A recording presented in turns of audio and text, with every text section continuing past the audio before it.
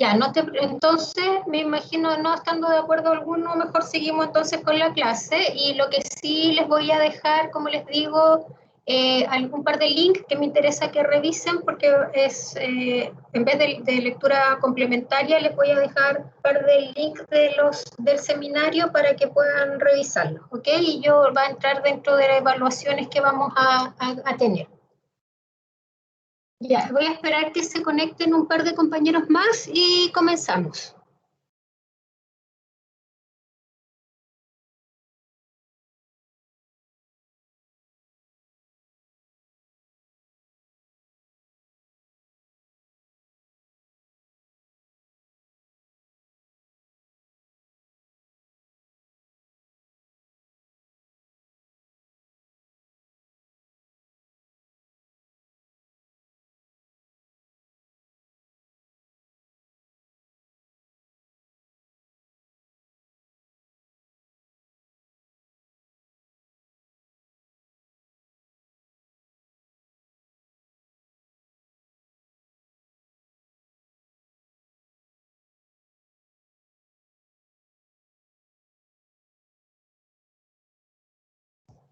¿Están viendo bien ahí? Sí, profesora, se ve bien. Ya.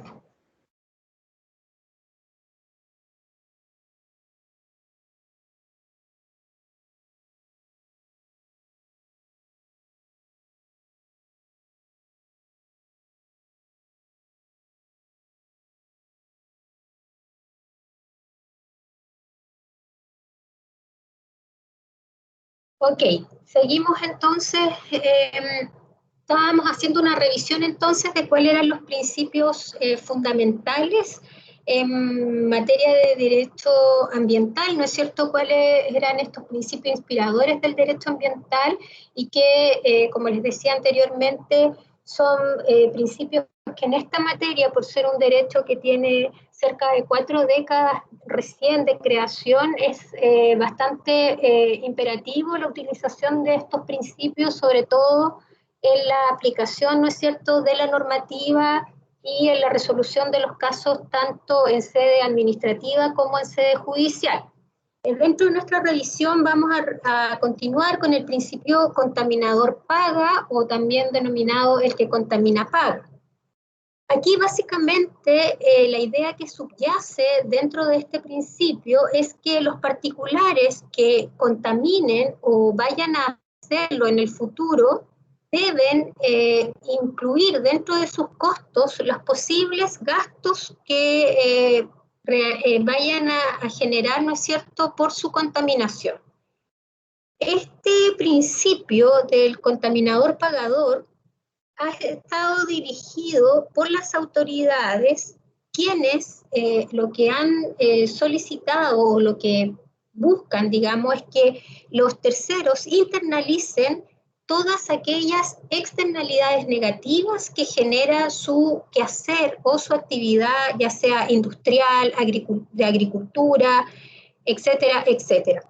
No es que se permita, ojo, contaminar, no es que si yo pago tengo la posibilidad de generar contaminación, sino que quien sea causante de la contaminación realizada, producto, ¿no es cierto?, de una actividad, tenga que dentro de ella asumir los costos que están asociados a dicha contaminación.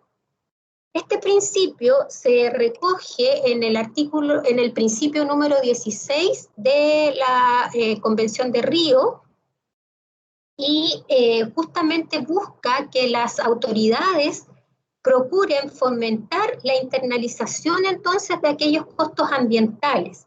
¿Y cómo lo van a realizar? Lo van a realizar a través, ¿no es cierto?, del uso de ciertos instrumentos que van a tener un carácter económico que justamente considerando esta idea de que las cargas ambientales sean asumidas por quien las genera, justamente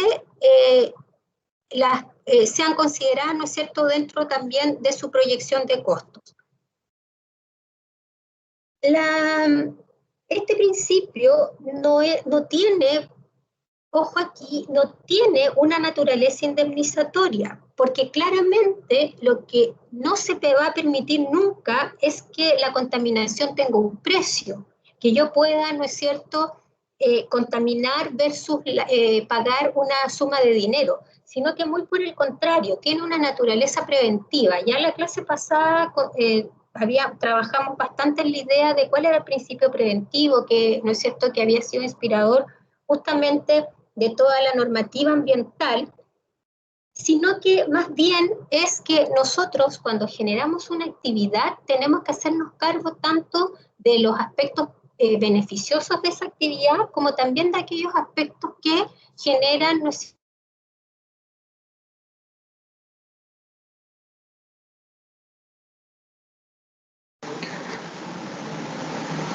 Profesora. ¿Cierto? Un ejemplo de esto es la ley REGEM o la ley de residuos, que es la ley 20.920, que justamente Profesora, es aquella, dígame. es que recién cuando estaba hablando en un rato se le cortó y no se escuchó gran Ya, parte ¿qué de lo idea que... no quedó claro?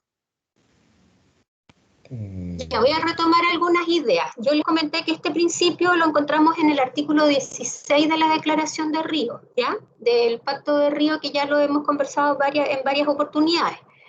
Básicamente este principio que pretende no es autorizar la contaminación, sino que más bien tiene una naturaleza preventiva. ¿En qué sentido? En que el principio debe ser orientado por las autoridades en orden a que aquellos titulares de proyectos que van a generar una actividad, ¿no es cierto?, que evidentemente va a generar una contaminación, debe hacerse cargo de aquellas cargas ambientales que su propia actividad va a producir, ¿de acuerdo?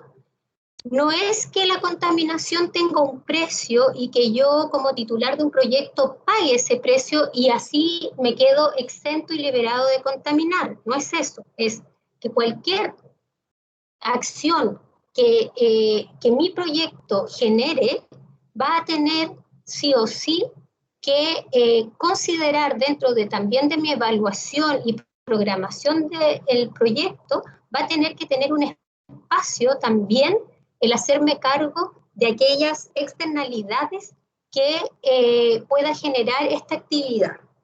El ejemplo que les ponía era la ley 20.920, que es la ley conocida como REGEM, que es la ley de residuos, que justamente obliga al titular o al generador, ¿no es cierto?, de los residuos, de hacerse cargo de ellos.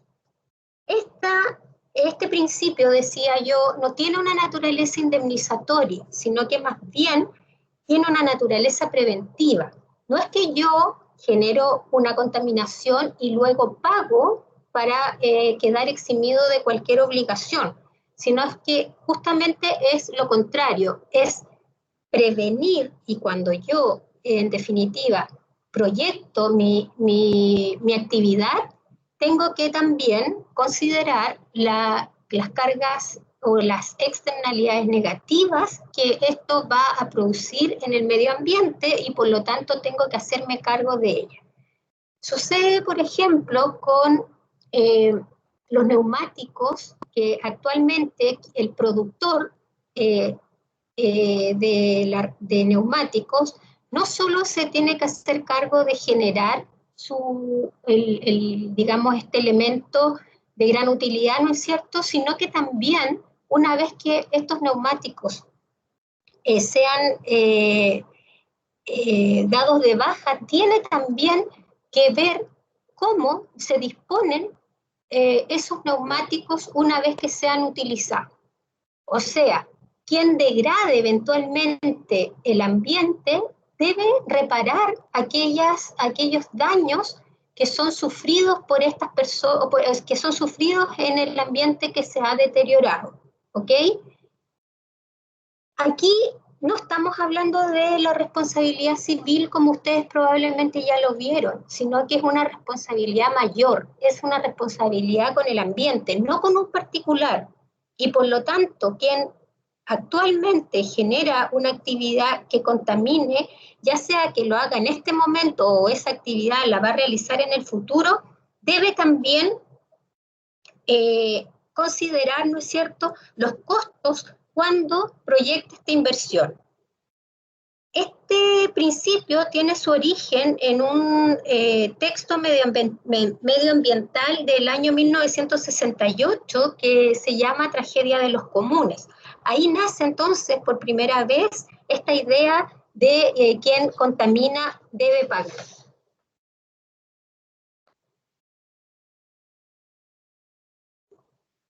El principio contaminador-pagador entonces tiene básicamente una doble acepción, por llamarlo de esta manera, una doble forma de ser entendido.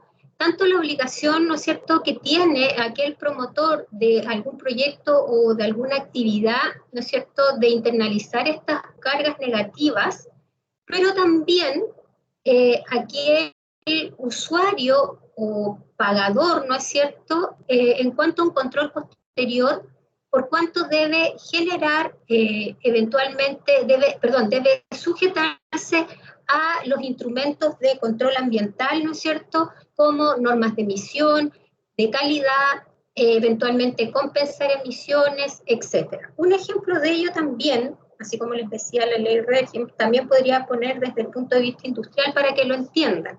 Una termoeléctrica que dentro del país es la que genera, dentro de los países, por lo menos en el caso de Chile, genera alrededor del 95% de las emisiones, las industrias eléctricas tienen la obligación de compensar sus emisiones, ¿ya? ¿Y cómo lo hacen? Bueno, hay toda una normativa en cuanto a la compensación de aquellas emisiones, tanto una compensación económica que van a fondos en materia ambiental, que justamente lo que persiguen, ¿no es cierto?, es generar reparación de aquellos elementos del medio ambiente que eventualmente se ven dañados, ¿no es cierto?, ya sea con reforestación, con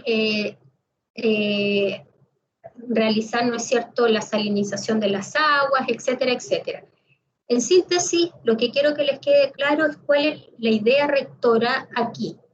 Es un criterio, como les dije, preventivo, que lo que aquí no estamos hablando de una indemnización, sino que estamos hablando de que quien va a generar, ¿no es cierto?, un proyecto no solo tiene que considerar dentro de sus costos los que hoy día tenga que asumir para efectos, por ejemplo, de realizar este proyecto, los costos operacionales, sino que dentro también de estos costos, que también son operacionales, tienen que hacerse cargo, por ejemplo, de dónde van a quedar sus residuos, de cómo se va a eventualmente a compensar, ¿no es cierto?, cualquier carga negativa que su actividad realice. Así también lo vemos en materia, por ejemplo, en la zona que tenemos distintas empresas mineras, ¿no es cierto? Y la empresa minera, si bien cuando tiene la autorización ambiental puede desarrollar la actividad extractiva, pero también el quien hoy día ejerce esta actividad tiene que hacerse cargo también a posteriori, cuando ya ustedes saben que las minas tienen una vida útil de cierta cantidad de años, no son en general eternas, entonces es un recurso limitado, y por lo tanto al cierre de esa faena productiva tiene que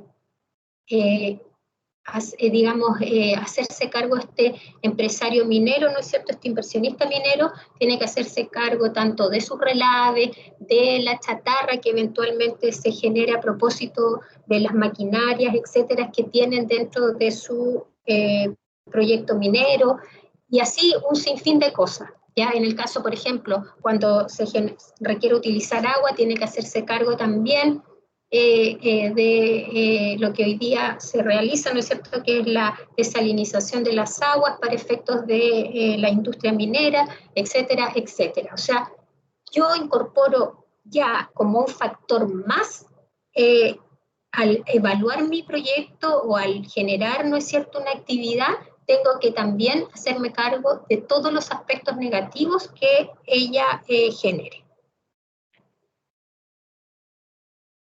¿Alguna duda para continuar?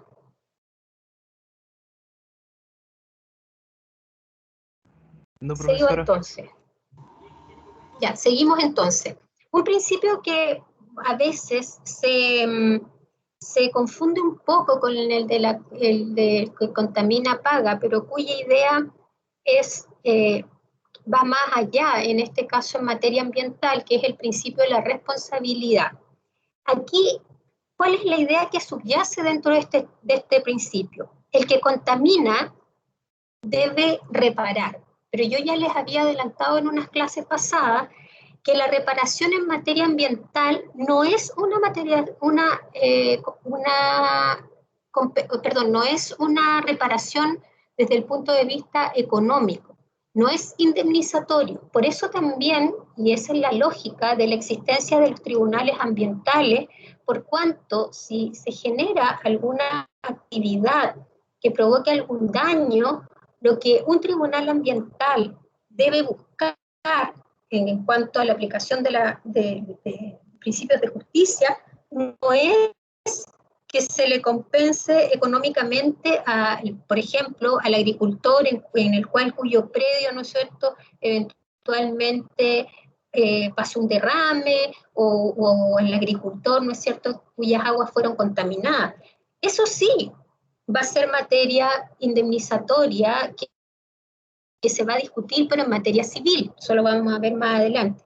El principio de responsabilidad, en el fondo, es que el daño ambiental que se cause debe ser reparado. Reparación, ¿cómo lo ha entendido nuestra legislación? Ojo aquí, porque esta normalmente puede ser pregunta de prueba. La reparación, como les decía yo, no es económica, sino que la reparación es la reparación que define el artículo 2 de la ley 19.300 en su letra S. Quien dolosa o culposamente cause el daño ambiental debe repararlo a su costa. Por lo tanto, aquí la obligación que se va a generar es una obligación de hacer, que es justamente la reparación. ¿Qué pasa si yo no puedo reparar? Bueno, tendré que compensar, pero lo que se pretende es una reparación in natura, que es lo que conocemos, es la reparación de la naturaleza. Si yo genero un daño con mi actividad que provocó una pérdida o menoscabo, ¿no es cierto?, detrimento en un elemento del medio ambiente, yo tengo que reparar ese elemento y tengo que tratar de dejarlo en la misma condición que estaba antes de que se produjese ese daño. ¿Ok?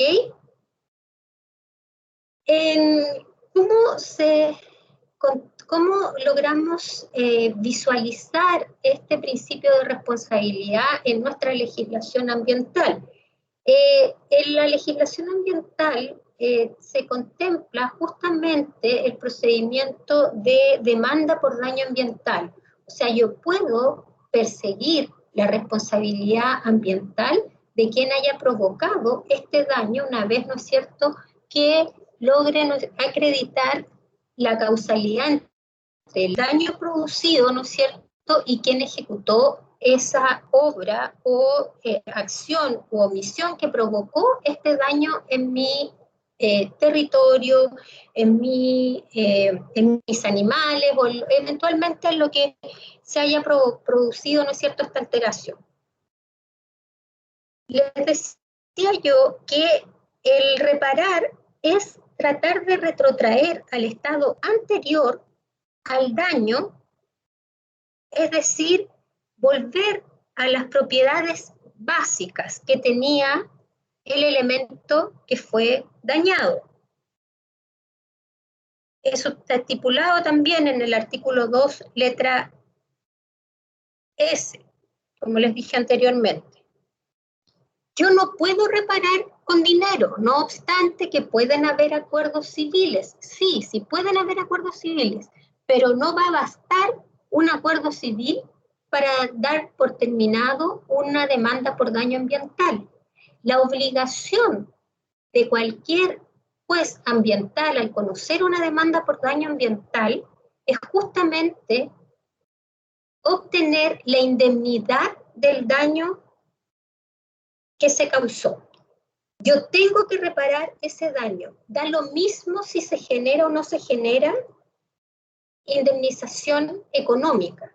Lo que se tiene que generar es la reparación del elemento ambiental que fue dañado. Esa es la máxima con la que la justicia ambiental debe proceder. Se debe reparar aquellos daños ambientales que yo provoqué, incluso cuando yo estos daños los haya provocado en el ejercicio de alguna actividad de la cual yo contaba con las autorizaciones o permisos pertinentes. La responsabilidad que se aplica en materia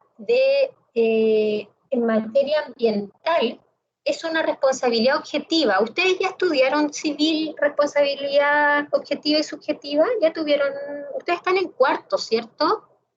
¿Ya revisaron responsabilidad contractual y extracontractual? Sí, profesora, estamos en eso. Ya. En ese ramo. Perfecto. Cuando vean, cuando hagan el símil acá estamos frente a una responsabilidad objetiva. Por lo tanto, yo tengo que probar justamente si el hecho o la acción o la omisión que causó este daño lo realizó el sujeto a quien yo lo estoy imputando. Da lo mismo si este sujeto lo hizo con dolo o culpa. Si yo logro acreditar que hay una relación de causalidad entre el acto y el resultado de su acto, aun cuando ese titular de proyecto, por ejemplo, pruebe o intente probar que él no lo hizo con dolo, sino que eventualmente culpa, da lo mismo. ¿Ok? Para efectos de su responsabilidad ambiental. Profesora. ¿Estamos? Ahí ustedes van a... Dígame. Consulta. Dígame. Si yo, como, a ver, por ejemplo, si me ubico en un pueblito pequeñito de Chile, por ejemplo, y veo que bajo cualquier trabajo, una empresa X, por ejemplo, tala todos los árboles de la única plaza que había, por ponernos en un caso súper extremo. Yo como ciudadana de ese pueblo, ¿podría generar esto que hablábamos recién, como de demandar a la empresa por estos daños medioambientales, o tiene que ser netamente en un terreno particular mío? No.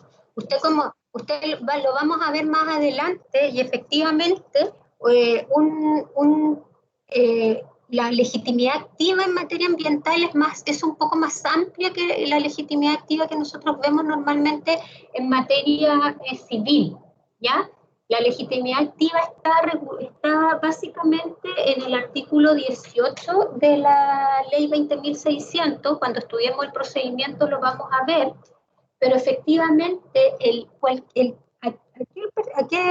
aquella persona que eventualmente sufra algún menoscabo o haya sufrido algún daño ambiental, puede demandarlo. En materia ambiental se habla de interesados, ¿ya?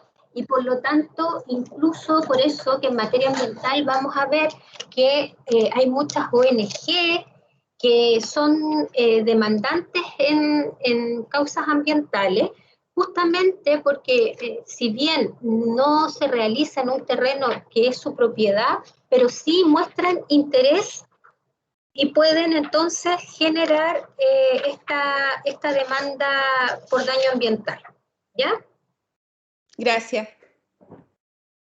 Mire, en el caso de las demandas, el artículo 18, número 2, establece lo siguiente, dice, en el caso del número 2, que se refiere al artículo 17, número 2, que es el artículo que ve las competencias, señala expresamente las personas naturales o jurídicas que hayan sufrido daño o perjuicio, las municipalidades, por hechos acaecidos en sus respectivas comunas y el Estado por intermedio del Consejo de Defensa del Estado. Deducida de la demanda por alguno de los titulares señalados, no podrán interponerla a los restantes.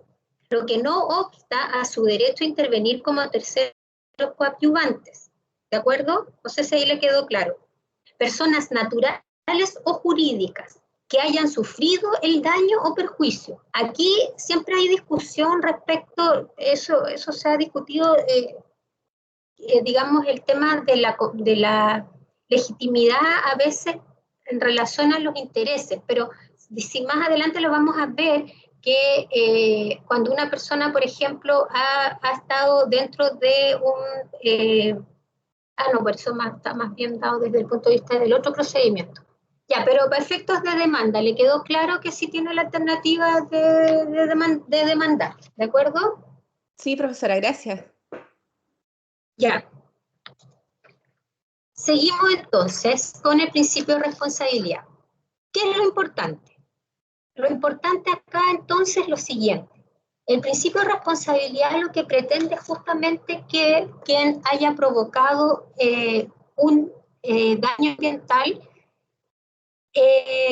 tenga, ¿no es cierto?, que responder por este perjuicio. El artículo 3º de la ley 19.300 también establece justamente que sin perjuicio de las sanciones que señala la ley, todo el que culposo o dolosamente cause daño al medio ambiente estará obligado a repararlo materialmente a su costo, si ello fuere posible, e indemnizarlo de conformidad a la ley. Aquí tenemos claramente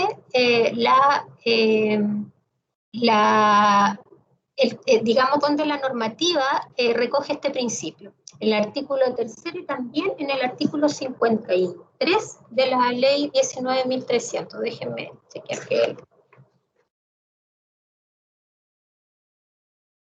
El artículo 51, ¿ya?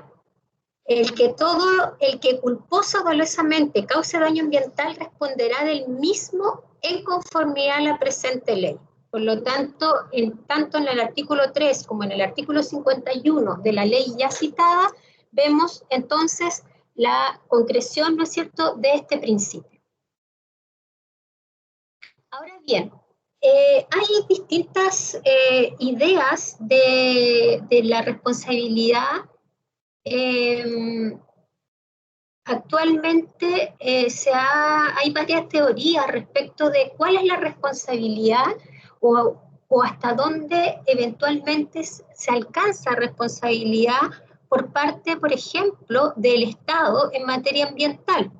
Y todo esto son teorías que están en plena evolución, incluso ya hay algunos pronunciamientos que se han ido acercando un poco a esta idea. ¿Por qué?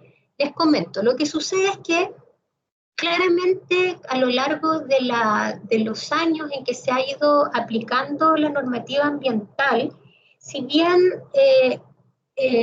obviamente esto siempre ha ido en desarrollo, ha estado en desarrollo permanente en estos años, sí se ha notado en la actualidad que ha habido ausencia de, por llamarlo de alguna manera, o negligencia, ausencia de quehacer o negligencia por parte de ciertos organismos del Estado respecto de algunos daños ambientales que se han provocado en distintos recursos naturales, dado su actividad o inactividad.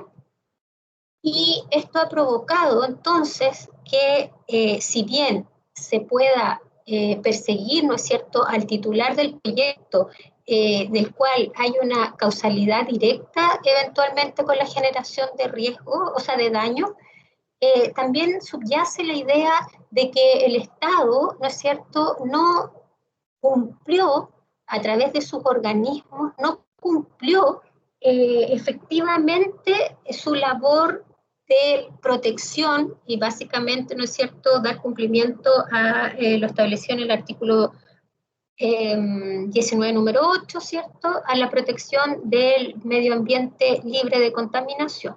Entonces hay hoy día toda una teoría respecto, ¿no es cierto?, de la responsabilidad eventual del Estado. También hay teorías en el orden de los daños permanentes, o sea que se ha pretendido, ¿no es cierto?, se pretenden varias acciones vamos a ver más adelante que la demanda por daño ambiental, como todo en general en el derecho, prescribe, también en el caso de las demandas por daño ambiental prescriben a los 5 años y por lo tanto desde que se hace efectivo el daño. Entonces hay algunas demandas que se han intentado en términos de que si bien la manifestación puede haberse producido hace más de 5 años, no obstante ello, el daño se ha producido permanentemente, ¿ok? Y por lo tanto no hay prescripción, no obstante que, como les decía anteriormente, este daño haya tenido una primera manifestación hace 15 años atrás, por ejemplo.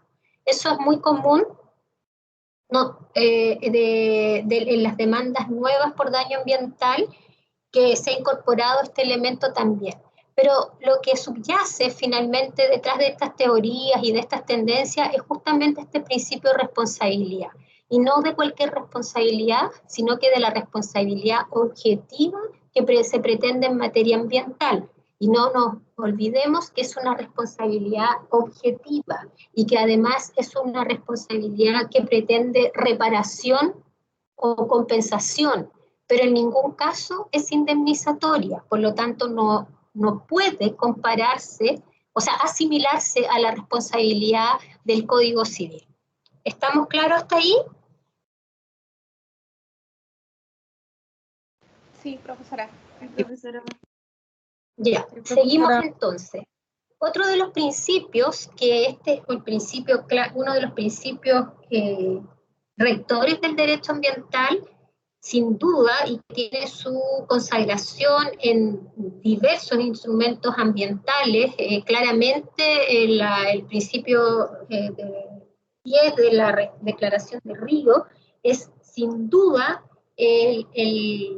digamos, el principio, el principio rector en esta materia, en cuanto a que justamente se ha señalado que los temas ambientales en general, la mejor forma de ser acordados y ser manejados correctamente es a través de la participación ciudadana, o sea, de la participación de todos aquellos individuos que estén involucrados eventualmente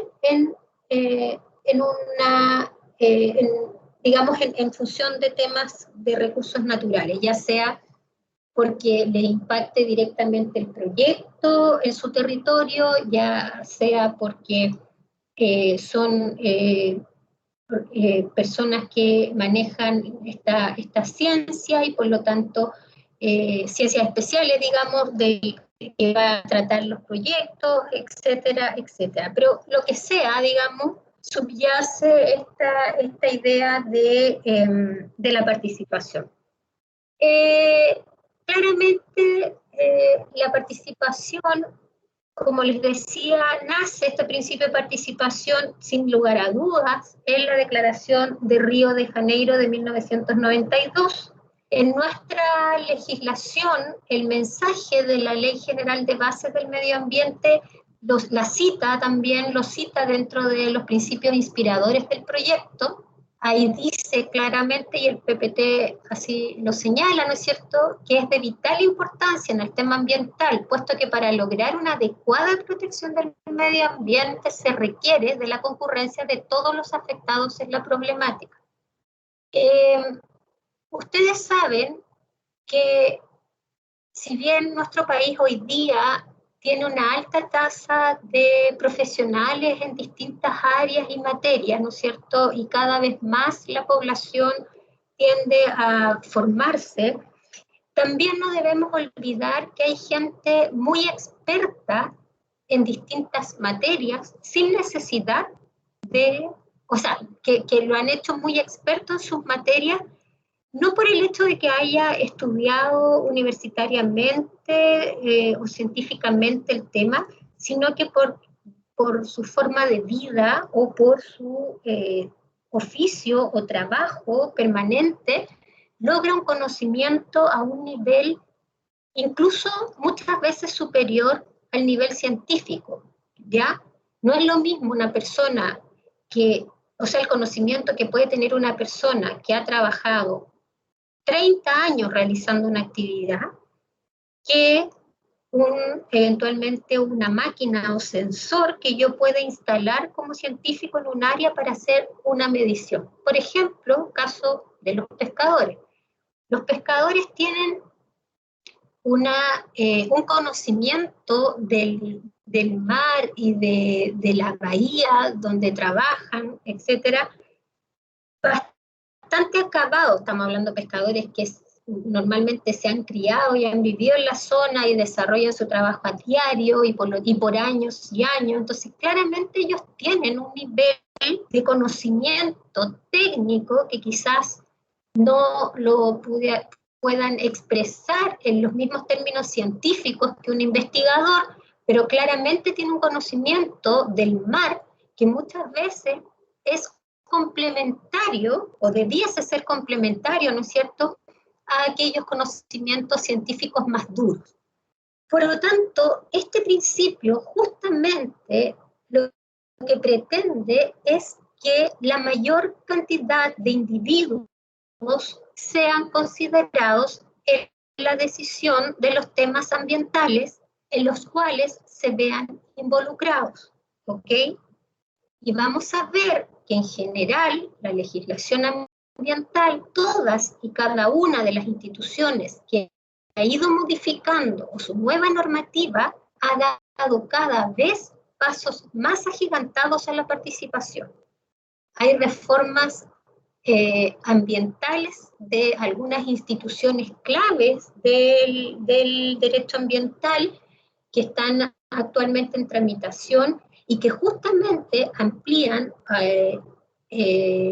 grandemente la participación ciudadana.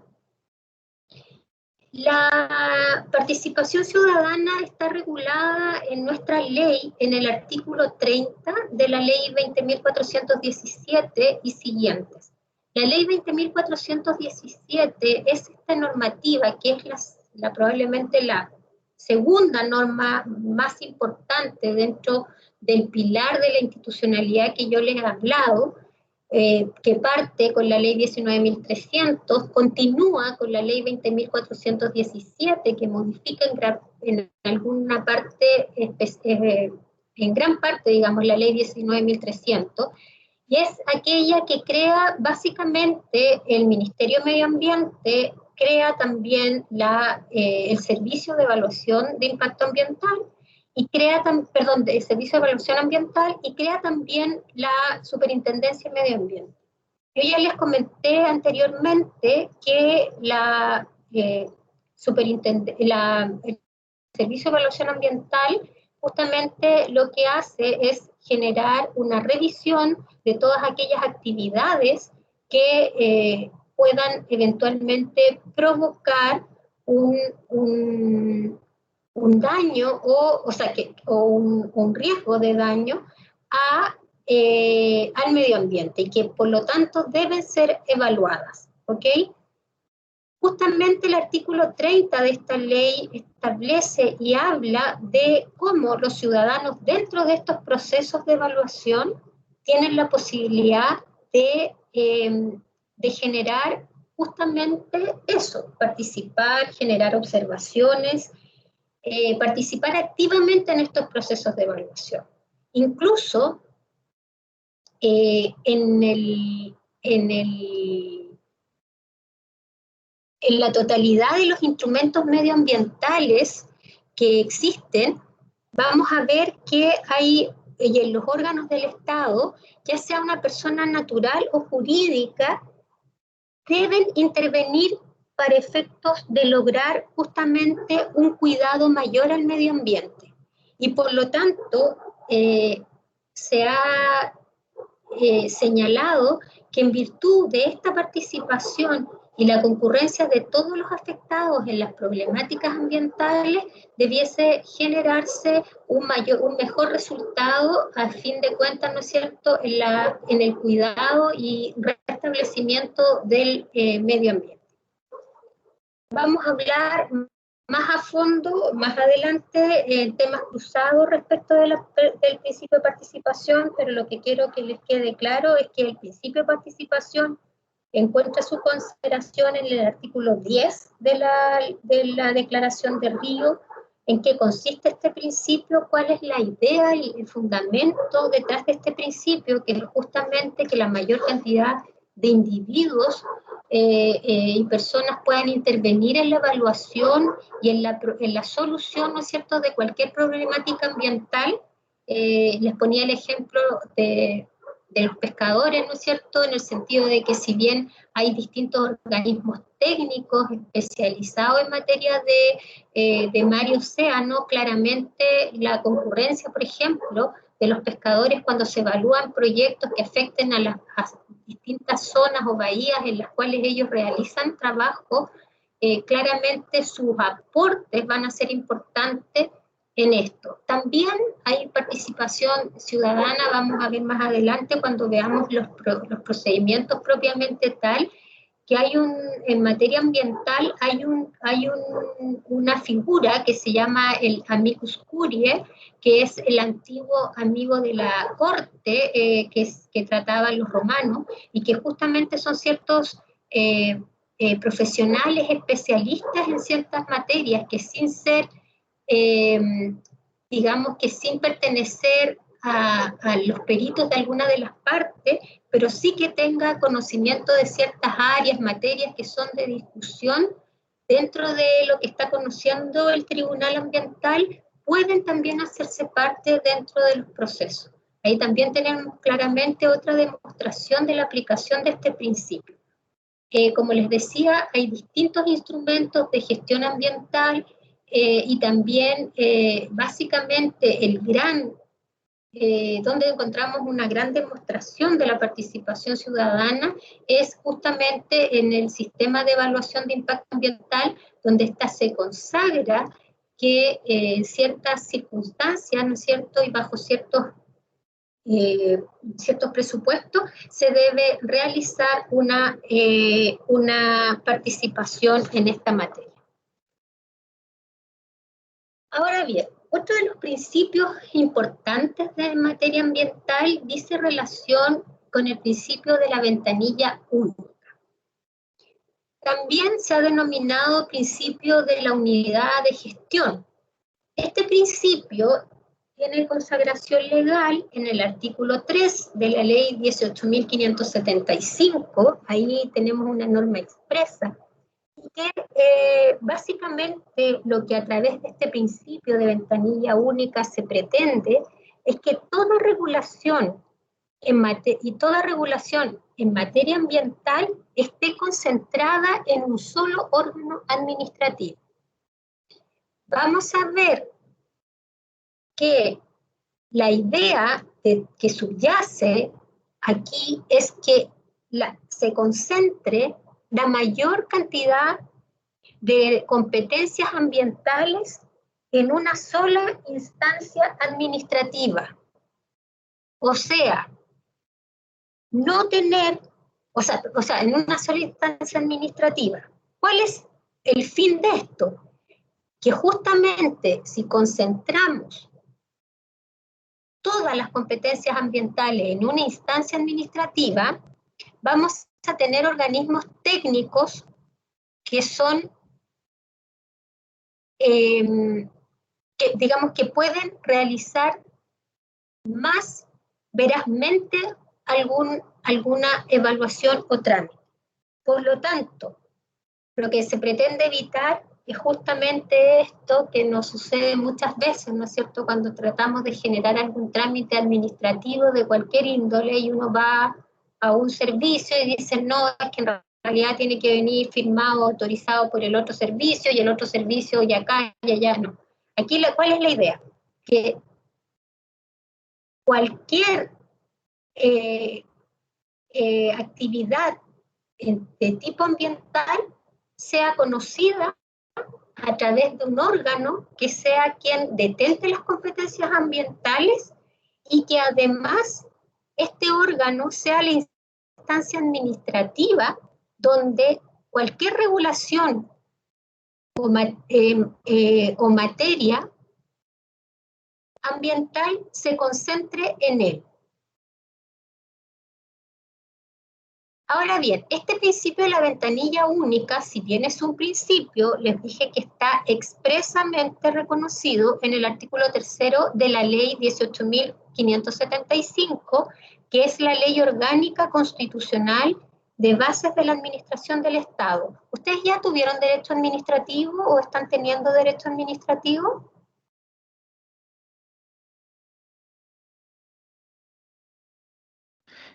Ya lo vimos, profesora. ¿Perdón? Cristian, ¿me puedes repetir que no te escuché? Son Pablo, cuatro no derechos sé. administrativos. Sí, son 4 derechos administrativos según Perfecto. segundo y Entonces tercero. Claro. Ya, o sea, saben, entonces conocen la ley 18.575, ¿no es cierto?, que regula básicamente todos los actos de la administración del Estado.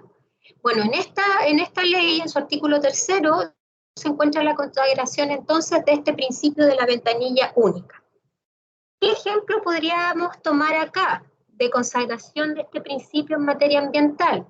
Claramente el ejemplo del servicio de evaluación ambiental, que consiste justamente que toda aquella evaluación que tengamos que realizar a propósito de la generación de un proyecto ambiental va a ser conocido por el SEA.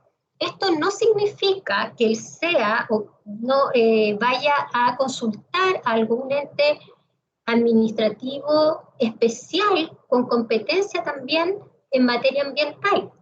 Al revés, el SEA va a ser, por llamar así, el coordinador, el que va a ejecutar a través de él, ¿no es cierto?, se va a incorporar la información que se requiera. Pero si, por ejemplo, estamos hablando de proyectos que puedan, por ejemplo, afectar flora y fauna de algún sitio, de alguna región, bueno, se coordinará y se solicitará información con la respectiva CONAF, ¿no es cierto?, de competente en el lugar donde se va a realizar el proyecto. Lo mismo si, por ejemplo, es algún proyecto que pueda incidir sobre temas, por ejemplo, de carácter marino, bueno, también sobre alguna bahía, podría tomarse contacto con la correspondiente capitanía de puerto, con la se me olvidó el nombre, subsecretaría de pesca respectiva, de las Fuerzas Armadas, etcétera, etcétera. O sea, lo que les quiero decir es que aquí lo que se evita es dispersión de permisos, autorizaciones o evaluaciones, sino que sea a través de un órgano competente donde se realicen las gestiones administrativas en materia ambiental. Eso es. Un ejemplo es lo que sucede con la evaluación ambiental. Otro ejemplo es lo que sucede después con aquel control de esas actividades que se van a realizar vía Superintendencia de Medio Ambiente, etcétera, etcétera.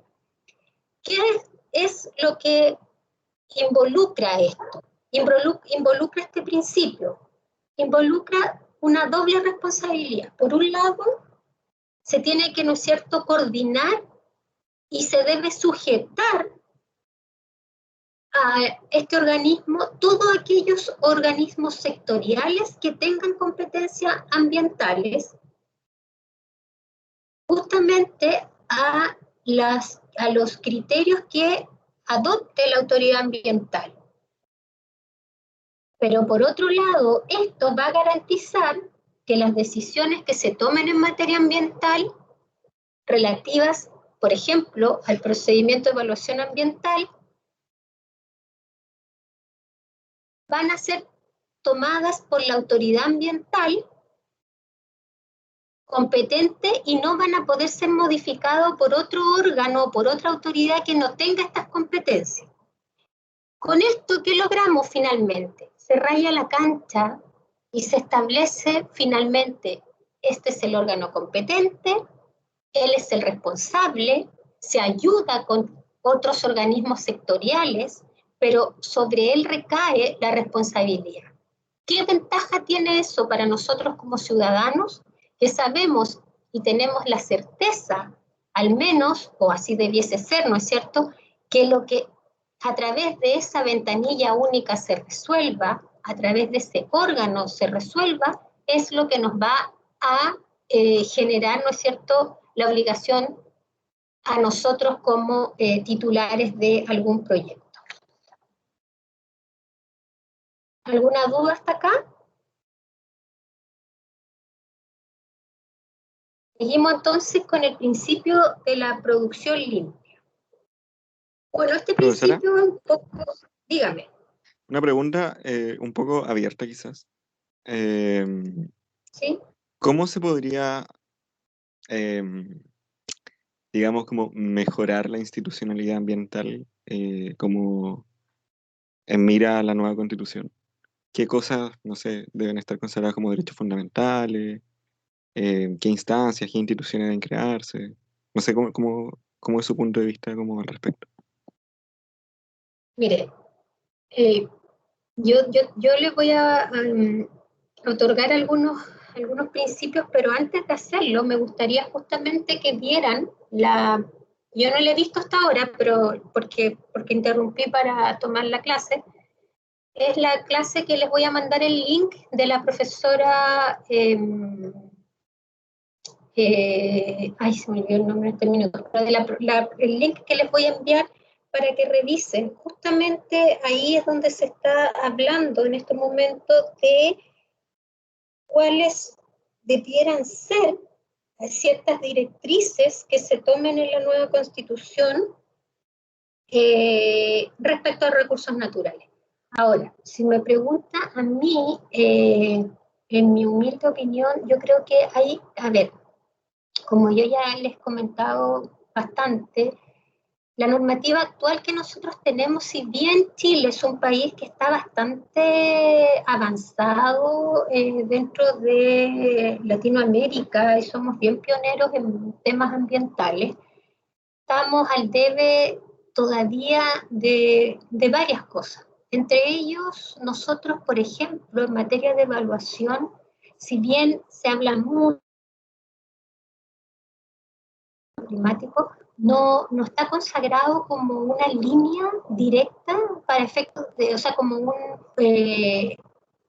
una medida directa de evaluación para ciertos proyectos.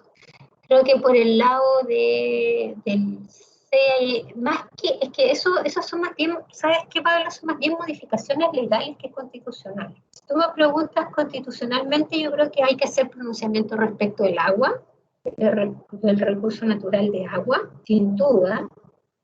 Se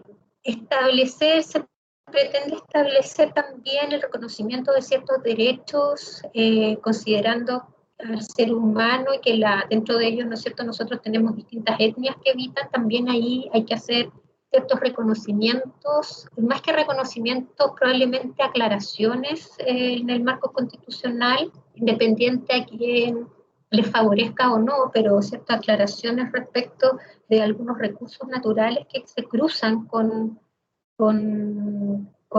las comunidades y que se reconocen en parte, pero en otra parte práctica no. Yo creo que ahí quizás constitucionalmente se debiese dictar algún poco normativa, como te decía, un poco aclarar, que sea una directriz como debiese ser la constitución política, y más que normas constitucionales, en este minuto se me vienen a la cabeza que hay una serie de modificaciones legales que se deben introducir, tanto en materia de evaluación ambiental como sin duda en materia de fiscalización y el reconocimiento de algunos derechos, como en el caso del agua, como el bien más escaso que tenemos actualmente, de un reconocimiento distinto al que existe, que hoy día no existe ninguno, pero sí a través de la regulación del Código de Agua, claramente es insuficiente para la realidad actual. Yo creo que el tema de agua debiese ser un tema importante y también la clarificación de recursos suelo respecto a comunidades también creo que es importante. Por ahora son como las dos ideas que creo que debiese quedar clarificadas en la Constitución. Yo no soy muy partidaria de las constituciones, digamos, de estos proyectos que se pretende que una constitución finalmente sea un código y que regule punto a punto. No, yo creo que la Constitución tiene que regular ideas, fuerzas, y que luego las bajamos a través de normativa. Entonces, hoy día la verdad es que creo que la normativa, si bien es importante hacer el cambio constitucional por todo lo que se espera, pero ustedes como estudiantes de Derecho saben que el cambio constitucional es una cosa, pero que la ejecución normativa es otra. Y que si bien vamos a tener modificaciones que van a ser importantes, declaraciones de principio importantes, lo que acá va a ayudar es la dictación de normativa que se implemente de manera correcta y que también evidentemente logremos tener recursos para poder implementarlo. No sé si te respondo un poco en eso, Pablo. Sí, no, por supuesto. Muchas gracias. Ya. Seguimos entonces para terminar con el principio de producción limpia. Bueno, como su nombre lo indica, ¿no es cierto? Es bastante claro. Lo que se pretende básicamente es instaurar una medida administrativa con el fin de cuidar el medio ambiente. Ahora, la producción limpia también apunta a que yo realice al menor costo posible una actividad, pero manteniendo sin duda la más alta calidad ambiental. Este concepto también surge en la década de los 80 y básicamente surge porque cuando tenemos la idea de desarrollo sustentable dando vuelta, evidentemente había que generar un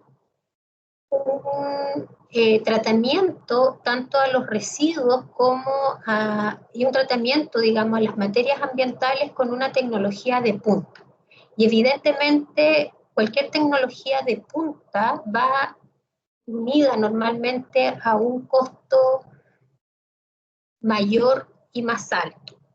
Entonces había bastante discrepancia en cuanto los inversionistas claramente no estaban dispuestos a internalizar ciertos costos y por lo tanto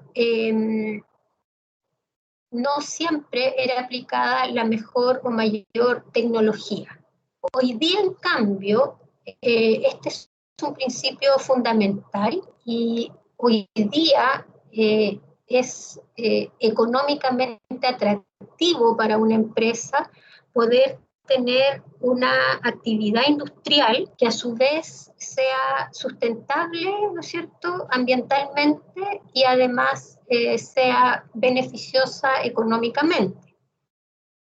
Aquí lo que se pretende básicamente con este principio es que yo minimice mis residuos y por lo tanto estos residuos yo los puedo minimizar generando con ellos otra línea productiva o directamente hacerme cargo de estos residuos cuando ya no puedo reutilizarlos.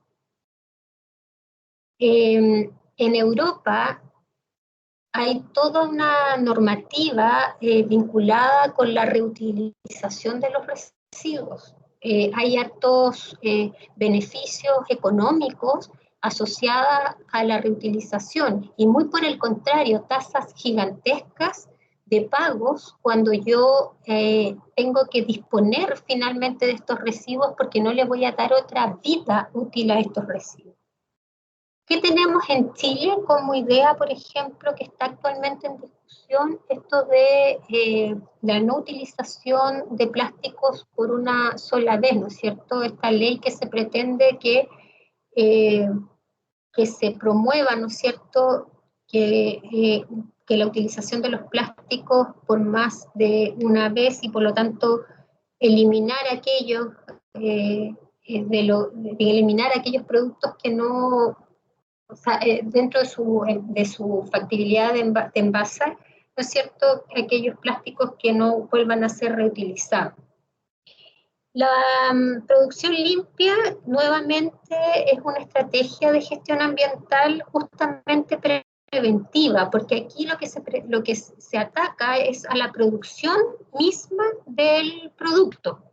Y por lo tanto, yo tengo que ser capaz de generar una actividad donde las materias primas que utilice las reduzca en cuanto a la generación de basuras, de residuos, reduzca también mis emisiones y reduzca de esta forma los riesgos que están asociados a la salud humana o al medio ambiente.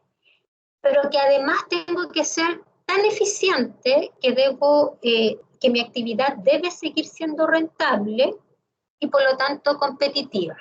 Ese es el gran desafío que tienen las industrias en general hoy. Cómo yo produzco al menor costo posible, a la mejor tecnología, ¿no es cierto?, pero siendo amigable con el medio ambiente. Yo tengo que ser eficiente, no solo económicamente, sino que también mi actividad tiene que ser sustentable, ¿ok? Y ahí entonces donde tenemos esta lámina que yo les que justamente con la producción limpia lo que finalmente se pretende, ¿no es cierto?, es que se genere un aprendizaje, la práctica de cuáles son la mejor generación de mi actividad, cómo yo puedo generarla de mejor manera, y además puedo trabajar en conjunto con otras empresas que utilicen mis residuos y los reciclen y puedan generar otro producto.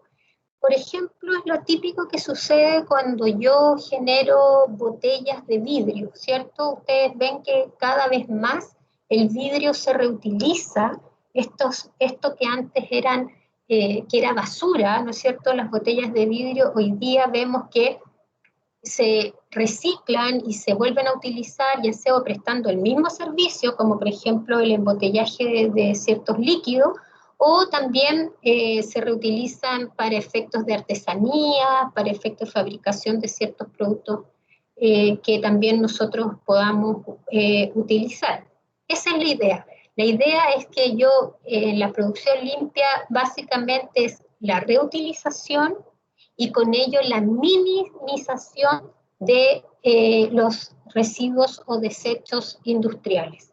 Hay industrias que, por ejemplo, utilizan una gran cantidad de aceites que posteriormente, por ejemplo, industrias mineras, que utilizan estos aceites y que posteriormente son reciclados. En España se ve mucho eso, no industrias mineras, industrias en general, que utilizan en sus maquinarias muchos aceites o elementos contaminantes que son reciclados por otras empresas, por una empresa B, digamos, y que son reutilizados en generar, por ejemplo, ciertas energías, ¿ok? O incluso ciertos componentes o ácidos que se vuelven a utilizar en la misma producción de la empresa A o eventualmente en producción de otros bienes o servicios. ¿Ah? Esa es la idea de la producción limpia. No tan textual en el sentido de que mi espacio, mi medio ambiente, o el lugar donde yo realizo mi empresa tiene que estar impecable, limpio, no, sino que es que la actividad que yo genere la menos cantidad de minimizar, ¿no es cierto?, residuos, y que además yo logre eficiencia, y que esta eficiencia también se pueda traducir en una eficiencia para el medio ambiente, o sea, que yo utilice la menos cantidad también de recursos naturales. Eso es todo por hoy, porque vamos la próxima clase a tratar otro de los principios, que es el principio precautorio, que es un poquito más extenso, y espero concluir la próxima clase con los principios para ya entrar en en la materia ya misma relacionada con la institucionalidad y constitución. Les voy a mandar el link. Se los voy a compartir durante lo que queda de la semana, ya la próxima clase, para que puedan revisarlo y vamos a generar alguna actividad que sea evaluada o signifique algunos puntos para la próxima evaluación. Les quería comentar que varias personas al parecer tenían dudas respecto de mi toma de asistencia. Yo tengo claro que la asistencia no es obligatoria en tiempos de pandemia, pero sí a mí me gusta tener una referencia de la asistencia de los alumnos a mis clases, tanto respecto de la cantidad como de la habitualidad de ustedes a la asistencia de ellos, ¿ok? Entonces, por eso yo tomo la lista correspondiente, para que no tengan dudas. Voy a pasar la lista rápidamente. Profesora, disculpe, buenas tardes. Yo tenía una duda, no sé si la dejamos mejor para la próxima clase. Cuéntame mientras abro el listado de... Ya, yo tengo una duda respecto al patrimonio ambiental. Dentro de este patrimonio ambiental que protege la ley 19.300, ¿son, por ejemplo, las comunidades indígenas? Mira, la respuesta es bastante simple, porque para no darnos tanta vuelta, sí debiéramos considerarlo dentro del patrimonio ambiental, porque de hecho nosotros como ser humano somos parte del ecosistema. Y por lo tanto, sí debiese ser así. Además, uno de los, vamos a ver más adelante, uno de los puntos que son considerados dentro de la evaluación ambiental justamente es la existencia, ¿no es cierto?, de comunidades indígenas en las cercanías o dentro del radio de la generación de proyectos, etc. Por lo tanto, sí podemos considerarlo dentro del patrimonio. Ya, y dentro de esto yo tengo otra consulta, o sea, que es con lo mismo. Por ejemplo, respecto al principio de reparación. ¿Qué ocurre si una empresa hace excavaciones y en esa tierra había una comunidad indígena y se hacen tiras, las losas, por ejemplo, las momias, todo eso se hace tira? Bueno, eso pasó. Se repara en la práctica, porque para mí es algo irreparable. ¿Cómo lo reparan? Mira, eso sucede. Es que por eso es lo que le explicaba, que cuando veamos los procedimientos, vamos a ver demanda por daño ambiental y vamos a ver que cuando existe la imposibilidad de reparar, yo tengo la obligación de compensar. Entonces,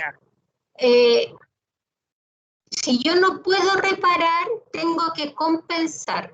Ahora, yo no compenso en el sentido económico directamente, o sea, yo no compenso pagándole a la comunidad el valor que eventualmente la comunidad fije, por eso no, porque lo que yo estoy compensando es un elemento del medio ambiente, ¿me entiendes? Yo compenso el medio ambiente. Entonces, por ejemplo, ejemplos de compensación podría ser, suponte, cuando se genera, ponte tú, pérdidas de... Yo, por ejemplo, talo los árboles o para hacer ¿cómo se llama? Una de estas, un tendido eléctrico, y yo voy a pasar y voy a tener que talar árboles. Yo voy a provocar el daño. Entonces, ¿cómo compenso? Bueno, el árbol, si yo corté el árbol, claro, puede volver a crecer, pero si yo corté araucaria milenaria, me voy a demorar, a escala humana no va a haber reparación.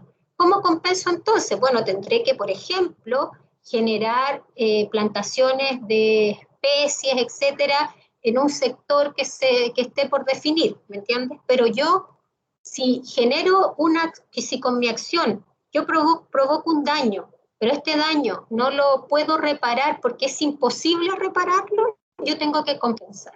Compensar. Ya. Entiendo, profesora. Muchas gracias. Ya, de nada.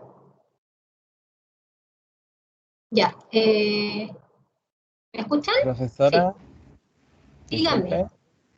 disculpe. Una consulta, ¿había un grupo de WhatsApp de la asignatura o estoy equivocado? Eso lo desconozco, yo no estoy en eso, pero sí hay un delegado que es Camilo. ¿Qué?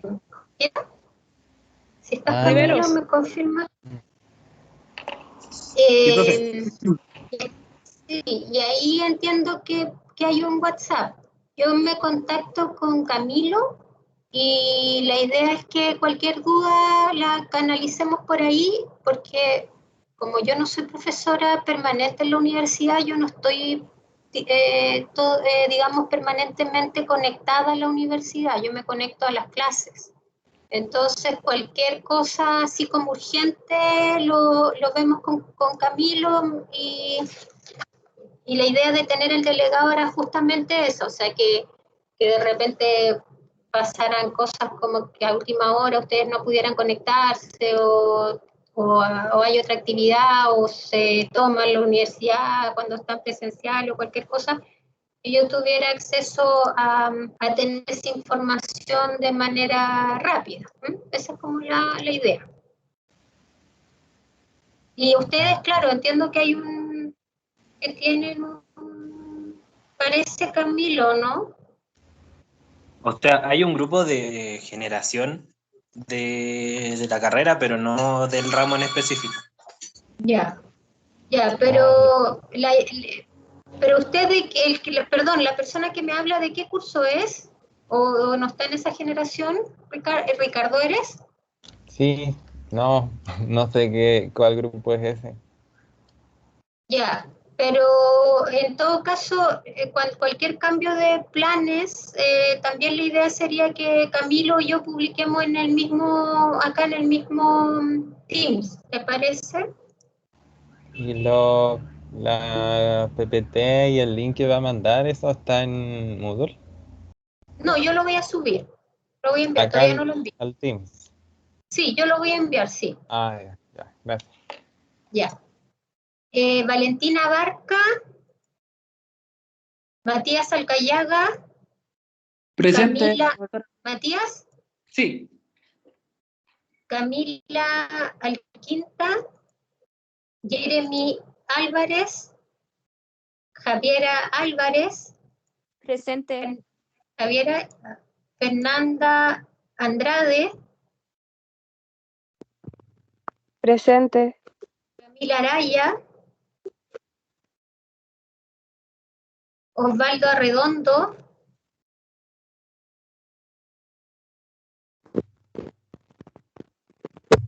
Sofía Ávila, Ivania Barra. Presente, profesora. Presente. Me dijo presente Ivania y Sofía. Siga. Sí. Betsabe Bastidas. Presente. Álvaro Calabacero. Natasca Campos. Presente. Camila Carrasco. Presente. Alejandra Choque. Leslie Cortés. Giselle Cortés. Dana Vanessa Díaz. Presente. Pablo Espinosa. Presente. Francesca Esquivel. Daniela Fernández. Franco Fernández. Javiera Flores. Presente. Rocío Presente, profesora. Galás. Franco, ya. Rocío Galás. Belén Gómez. Camila Gómez. Ricardo Gómez. Presente. Yesenia González. Presente. Macarena González. Presente. Francisca Guarachi. Francisca, ¿no? Valentina Geurit. Presente. Mela Jiménez. Andrés Blanc. Catherine Lara. Presente. Gabriela Lavados. Eliana López. Presente. Eliana, ya. Sí, aquí estoy. Ok, Renato López. Presente, profesora. Fernanda Maizares. Constanza Mamani. Cristian Márquez. Presente. Juan Millalonco. Presente. Javiera Moscoso. Katia Muga. Presente. Priscila Naranjo. Presente. Matías Ojeda. Presente. Valeria Oliva.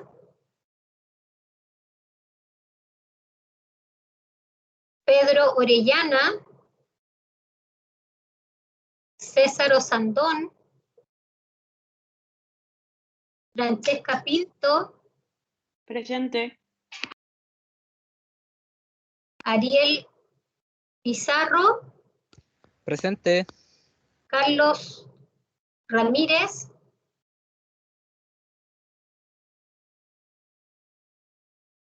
Carolina Reyes. Byron Rivera. Carolina, ya. Byron Rivera. Camilo Riveros. Presente. Juan Rojas. Bastián Presente. Rojas. Juan Rojas. Sí. Ya. Bastián Rojas. Betina Ruz. Presente. Antonia Soto. Carlos Torres. Sebastián Valdés. Francisca Valenzuela Morales. Francisca Valenzuela Rojo. Karina Vázquez.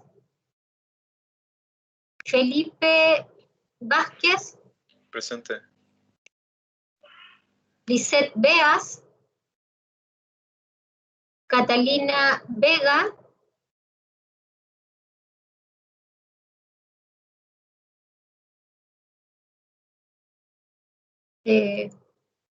Noemí Vega. Marisol Vélez. Geraldine Vera. Marcel Seville. Camila Zuleta. Génesis Peña. Presente. Angélica Larcón. Presente. Natalia Aguirre. Natalia Aguirre está. Ya, ¿quién me iba a hablar? Yo, profesora Angélica Larcón, disculpe la Dígame. interrupción, que aprovecho la instancia porque la otra vez le solicité que me pudiera agregar y estoy en la lista, pero en el Teams todavía no estoy agregada. No sé Agregué si le- varias personas hoy día, no sé si están, si se Yo hoy puede día revisar. le le envié por el correo institucional y hoy día le volví a reenviar, pero por el Teams. No sé si le hablo a Camilo para que gestione o Yo para no complicar. agregué varios ahora antes de la clase, como Ya, una pero hora yo no antes. estaba llegada, porque me consiguió el link, todas las clases que he entrado, los compañeros me lo envían. Ya, a ver, voy a volver a chequear eso porque no me quedan, porque he entrado, de hecho hoy día entré como a 6. Ya, Voy a profesora, revisarlo. muy amable, gracias. Que esté bien. Ya, que esté bien. Ya, chicos, hasta el próximo martes, que estén muy bien. Cuídense. Chao, profe, gracias. Chao. Hola, profesora, gracias. Chao, profesora, gracias. Hasta luego, profesora.